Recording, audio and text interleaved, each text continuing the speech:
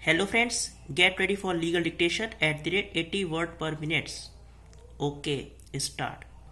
The Learned Counsel for the respondent has submitted that it was a registered marriage with 1 month prior notice given by the registrar of marriage. The appellant and respondent were in love with each other 4 to 5 years prior to their marriage. The Learned Counsel argued that it is a love marriage. However, this fact was suppressed by the appellant from her father due to fear, and therefore she could not come and stay with the respondent husband. He further submitted that the petitioner is always ready and willing to go and cohabit with him, and therefore not only they had sexual relations, but she remained pregnant from him. However, she suffered miscarriage. The allegations of fraud are not sustainable. On the contrary, the appellant lied. Therefore, no decree can be passed on the ground of fraud, misrepresentation, or undue influence. So, also on the ground of non consummation of marriage. He submitted that the second appeal must fail on the point of substantial question of law. Para. The court has come across the most ironical situation that both the parties, though unanimously, claim that they did not stay together even for a day, are fighting with each other for 9 years on the issue of their nuptial relationship.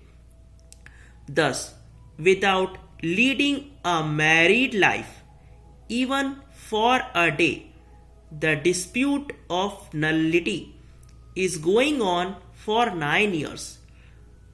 On the point of nullity, two substantial questions of law are raised in view of requirement of section 25 of Special Marriage Act. Section 24 of the Special Marriage Act is about marriages which are void ab initio, and section 25 of on voidable marriages.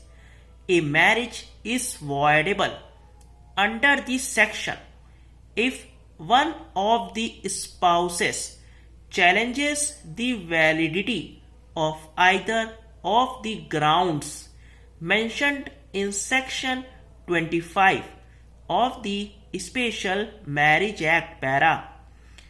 The evidence and facts indicate that being a registered marriage, a notice was given in the month of May 2009 in the office of registrar, and signature was obtained, and thereafter again she went to the same place on 20th August 2009 and signed the papers. The appellant was adult and graduate at the time of giving notice. Therefore, it cannot be believed that she was deceived by the respondent under the pretext of providing job. The first appellate court discussed the evidence of all the witnesses on the point of performance of registered marriage and rightly answered that the fact of fraud or undue influence by the respondent husband is not proved. It can be safely gathered from the evidence that it was a conscious decision of two adults to marry.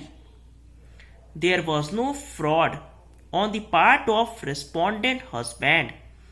Whether the wife intended to marry or not is immaterial. However, her consent was a conscious consent to marry him is proved. In some cases, the parties do not intend to marry each other. However, with knowledge, they marry against their wishes and may give consent unwillingly. However, that consent cannot be said to be obtained with undue pressure or coercion. Stop. अगर आपको dictation अच्छा लगा channel को like और subscribe ज़रूर करें। Thank you.